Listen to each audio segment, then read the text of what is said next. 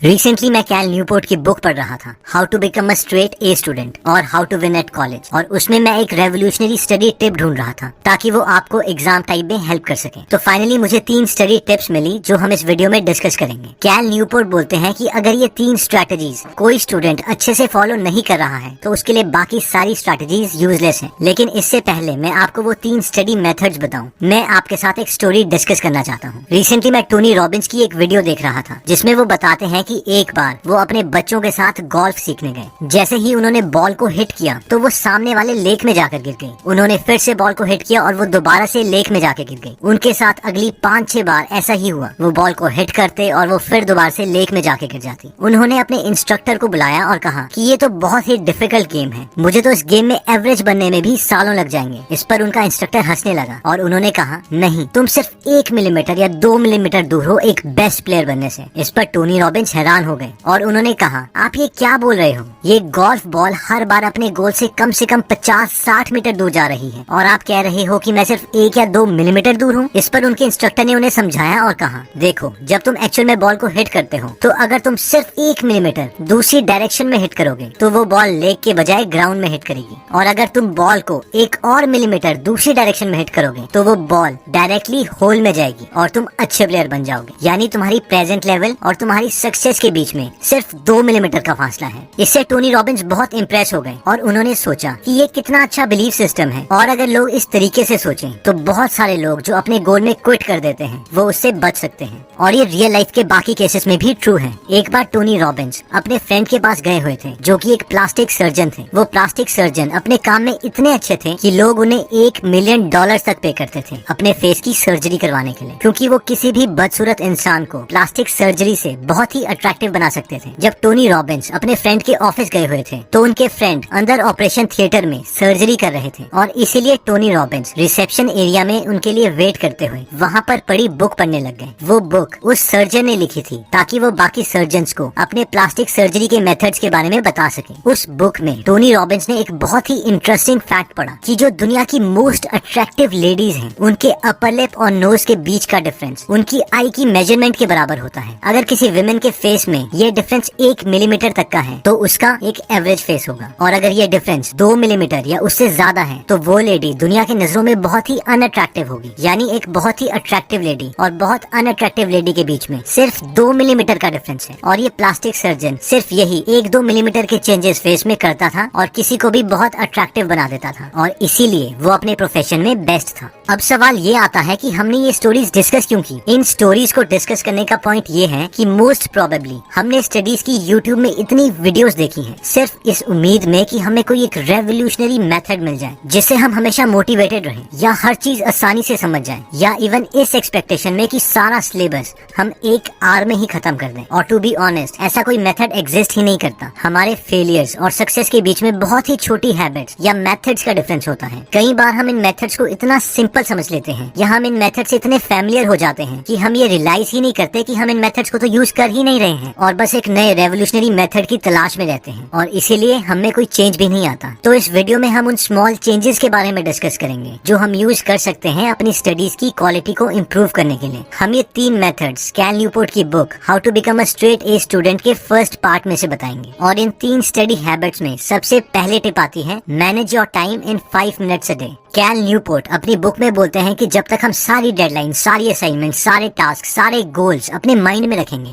और तब तक हम रिलैक्स नहीं कर सकते जब तक हम उन थॉट से डील नहीं कर लेते। इसीलिए कैल बोलते हैं कि सुबह उठकर सिर्फ 5 मिनट लगाकर एक बार अपने उस दिन के सारे काम को एक जगह पर लिख लीजिए। रिसर्च के अकॉर्डिंग जब तक हम अपने थॉट्स को डील नहीं कर लेते हैं तो वो थॉट हमें डिस्टर्ब करते रहेंगे। इसलिए जब हम किसी चीज को पेपर में लिख देते हैं तो हमारा ब्रेन एनर्जेटिक और बहुत ज्यादा रिलैक्स हो जाता है। साथ ही में हम अपनी प्रायोरिटी सेट कर सकते हैं कि हमें सबसे पहले कौन से सब्जेक्ट के, कौन से चैप्टर के, कौन से आर्टिकल पढ़ने हैं, और फिर उसी चैप्टर के आर्टिकल से हमें स्टार्ट करना है जो टॉप प्रायोरिटी पर है, क्योंकि ये सीक्वेंस ही हमें एक फेलियर या सक्सेसफुल स्टूडेंट बना सकता है। सेकंड टिप कहती है कि डिक्लेयर वॉर ऑन प्रोक्रास्टिनेशन, यानी बस डिसाइड कर लो कि मैं अब चीजों को टालूंगा नहीं और उन्हें कंप्लीट करूंगा ही करूंगा। अब हमने ये बोल तो दिया, लेकिन हम इसे करेंगे कैसे? इसके लिए हमारे पास 4 मेथड्स आते हैं। पहला मेथड कहता है keep a work progress journal. याद करो वो लास्ट टाइम जब आपने किसी इंपॉर्टेंट चीज को टाला था। शायद कुछ ऐसा एक्सक्यूज दिया होगा आपके ब्रेन ने आपको, यार इस काम को करने के लिए तो अभी मेरे पास सारी चीजें ही नहीं है, लेकिन मैं इस काम को कल कर सकता हूँ क्योंकि कल तो मेरे पास इस काम को कंप्लीट करने के लिए सारा सामान होगा। या फिर हमने खुद से कुछ ऐसा बहाना मारा होगा, यार अभी लेट भी हो गया है और मैं थक भी गया हूँ, अगर अभी इस काम को करता हूँ तो कुछ समझ में भी नहीं आएगा और टाइम ही वेस्ट होगा। इससे बेटर है कि मैं इसे कल सुबह स्टार्ट करूँ क्योंकि उस वक्त मैं एकदम फ्रेश भी हूँगा। मगर मेन बात ये है कि हम खुद से कभी ये एडमिट नहीं करते कि उस काम को हम टाल रहे हैं क्योंकि वो बोरिंग है और हम एकदम सुस्त हैं। कैल के अकॉर्डिंग इस चीज को ओवरकम करने का एक बहुत इफेक्टिव तरीका है और वो ये है कि हम सोने से पहले हर रात एक नोटबुक या ऐप में उन सब चीजों को प्रायोरिटी वाइज लिखें जो हम नेक्स्ट डे करना चाहते हैं। इसमें हमें सिर्फ 1 मिनट लगेगा और थोड़े दिनों के बाद ये एक हैबिट में भी कन्वर्ट हो जाएगा और ऐसा करने से हम अपनी प्रोग्रेस भी नोट कर सकते हैं। प्लस रिसर्च के अकॉर्डिंग सिर्फ किसी चीज को लिखने से हमारे उस टास्क को कंप्लीट करने के चांसेस कहीं ज्यादा बढ़ जाते हैं। नेक्स्ट स्ट्रेटेजी कहती है फीड द मशीन। आपने भी नोटिस किया होगा कि जब भी हमारे पास लो एनर्जी होती है तो हम उस वक्त हमेशा चीजों को टालते ही हैं, प्रोक्रास्टिनेट करते हैं। इमेजिन कीजिए कि आप बहुत थके हुए हैं, बहुत भूखे हैं, क्या उस वक्त आप फोकस होके कोई सब्जेक्ट पढ़ सकते हैं? इसका सिंपल आंसर है कभी नहीं। और अगर आप जबरदस्ती वो सब्जेक्ट पढ़ते भी हैं तो भी आपको कुछ याद नहीं रहेगा। और कैल न्यूपोर्ट भी यही कहते हैं कि हमें खुद को एक मशीन समझना चाहिए और इसे हमेशा अच्छा फ्यूल देते रहना चाहिए। रिसर्च के मुताबिक जब हम लो एनर्जी स्टेट में होते हैं तो हमारी विल पावर ऑलमोस्ट 0 होती है और हम चीजों को जरूर टालते हैं। अपने को हाई एनर्जी स्टेट में रखने के लिए हम 3 चीजें कर सकते हैं।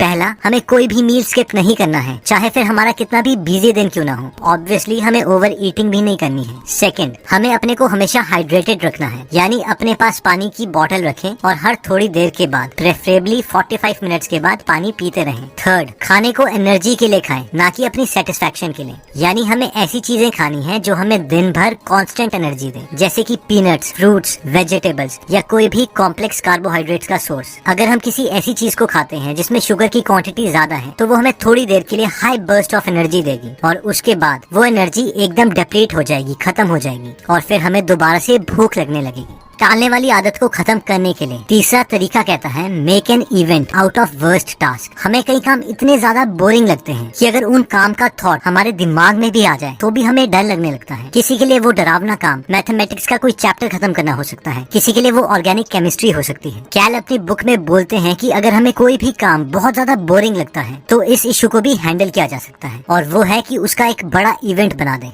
इवेंट बना दे? जी हाँ, मान लीजिए कि आपको कोई सब्जेक्ट पढ़ना पसंद नहीं है तो उसे पढ़ने के लिए हम कोई लाइब्रेरी ढूंढ सकते हैं जो हमारे घर से बहुत ज्यादा दूर है, या फिर कोई रेस्टोरेंट या इवन की कोई बुक स्टोर, ताकि अगर हम वहाँ पर एक बार पहुँच जाएं तो हम अपने घर में वापस जल्दी ना पहुँच सके। कैल बोलते हैं कि जब हम ऐसी जगह पर जाते हैं जो नई है और एकदम आइसोलेटेड है और साथ में हमारे घर से बहुत दूर है, तो ऐसी जगह पर हमारे पास उस सब्जेक्ट को पढ़ने के अलावा और कोई ऑप्शन ही नहीं रहता। और एक बार जब हम उस बोरिंग सब्जेक्ट को स्टार्ट कर देते हैं तो एक मोमेंटम बन जाता है जिससे उस सब्जेक्ट की वजह से हमारा सारा डर खत्म हो जाता है। नेक्स्ट टिप कहती है कि चूज योर हार्ड डेज। कैल बोलते हैं कि स्टूडेंट लाइफ में ऐसे दिन आते ही हैं जब हमारे पास बिल्कुल भी फ्री टाइम नहीं होता। हमें कुछ ऐसे काम भी करने पड़ते हैं जो हमें बोरिंग लगते हैं और जिन्हें हम बिल्कुल भी नहीं करना चाहते। और ऐसे केसेस में हमारे पास 2 ऑप्शंस हैं। पहला तो ये कि हम चीजों को टालते रहें जब तक कि एक्सट्रीम कंडीशन ना आ जाए और हमें ऐसे दिन जबरदस्ती गुजारने पड़े। दूसरा ऑप्शन है कि हम पहले से ही चूज कर लें कि हम इतनी मेहनत कौन से दिन करना चाहते हैं। मान लीजिए हम सैटरडे सिलेक्ट करते हैं तो हर सैटरडे हम अपने सेल फोन्स ऑफ करके पूरा दिन सिर्फ काम ही करेंगे। उस दिन हम अपने किसी भी फ्रेंड के साथ कोई कम्युनिकेशन नहीं करेंगे। तीसरी स्टडी स्ट्रैटेजी हमारे 3 मोस्ट इम्पोर्टेंट सवालों का जवाब देती है कि हम कब पढ़ें, कहाँ पढ़ें और कितनी देर तक पढ़ें। तो सबसे पहले आता है कब पढ़ें। कैल के अकॉर्डिंग सबसे बेस्ट टाइम पढ़ने का सुबह है, क्योंकि उस वक्त हम सो के उठते हैं और एकदम फ्रेश होते हैं और उस वक्त हमें कोई डिस्टर्ब भी नहीं करता। तो हमें अपना मेजोरिटी काम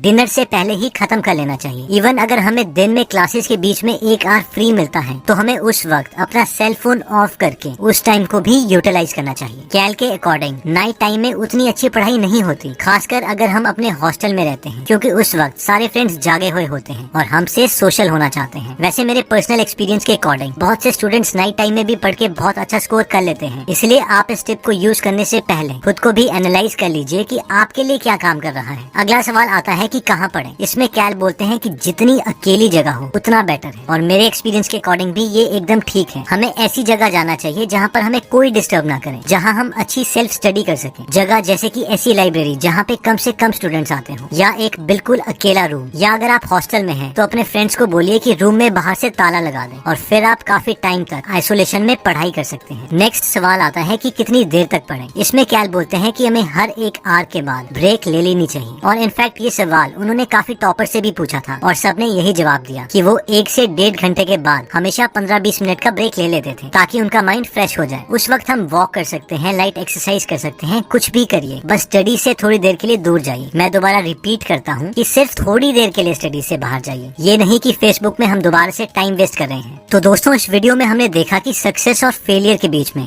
बहुत ज्यादा डिफरेंस नहीं होता, बस 4 या 5 छोटी हैबिट्स हैं जो हमें फेलियर या सक्सेसफुल बनाती हैं। अपनी स्टडी परफॉर्मेंस को हमने इम्प्रूव करने के लिए 3 टिप्स देखे, जिसमें सबसे पहले आता है manage your time in 5 minutes a day, यानी सुबह सिर्फ 5 मिनट लगाकर अपने सारे टास्क एक जगह पर लिख लीजिए और उन्हें प्रायोरिटी वाइज सेट कर लीजिए कि सबसे पहले कौन से सब्जेक्ट का कौन सा आर्टिकल पढ़ना है। ये सीक्वेंस बहुत ज्यादा मैटर करता है, इसीलिए हमें टास्क प्रायोरिटी वाइज ही कंप्लीट करने हैं। नेक्स्ट था कि हम डिसाइड करें कि हम अब प्रोक्रास्टिनेट नहीं करेंगे। इसके लिए हमने 4 मेथड्स देखे। पहला था कि कोई भी मील स्किप नहीं करना है। अगर हमारे पास कम एनर्जी है तो हम जल्दी क्विट कर देंगे। सेकंड था कि अगर कोई बहुत ही बोरिंग काम है तो उसे कंप्लीट करने के लिए नई जगह पर दूर चले जाएं, और एक बार आपने वो काम स्टार्ट कर दिया तो उससे रिलेटेड सारे डर वाले इमोशंस खत्म हो जाएंगे। थर्ड था कि चूज योर हार्ड डेज, यानी हमारी स्टूडेंट लाइफ में मुश्किल दिन आने ही आने हैं जब हमारे पास बिल्कुल भी फ्री टाइम नहीं होगा, और इससे पहले कि हमें वो समय जबरदस्ती गुजारना पड़े, हम डिसाइड कर सकते हैं कि हम कौन से दिन बहुत ज्यादा हार्ड वर्क करेंगे, और उस दिन हमें अपने फ्रेंड्स के साथ कोई कम्युनिकेशन नहीं रखनी है। और फोर्थ था कि कीप अ वर्क जर्नल, यानी सिर्फ 1 मिनट लगा के रात को डिसाइड कर लीजिए कि आप अगले दिन क्या करना चाहते हैं और अपनी प्रोग्रेस हमेशा ट्रैक कीजिए। फाइनली हमने देखा था कि कब पढ़ें, कहाँ पढ़ें और कितनी देर तक पढ़ें। तो इसका आंसर है कि हम डिनर से पहले अपने दिन का मैक्सिमम टास्क खत्म करने की कोशिश करें। सेकंड, यानी सबसे आइसोलेटेड या बिल्कुल अलग जगह में पढ़ें जहाँ पर हमें कोई डिस्टर्ब ना करे। और फाइनली था कि हर 1 से 1.5 घंटे के बाद 15 या 20 मिनट का ब्रेक लें। तो कमेंट सेक्शन में आप बता सकते हैं कि आप नेक्स्ट वीडियो किस टॉपिक पर चाहते हैं, ताकि हमें भी फीडबैक मिले और उसी टॉपिक्स को हम कवर करें। इस चैनल को जरूर सब्सक्राइब कर लीजिए और बेल का बटन दबा दीजिए,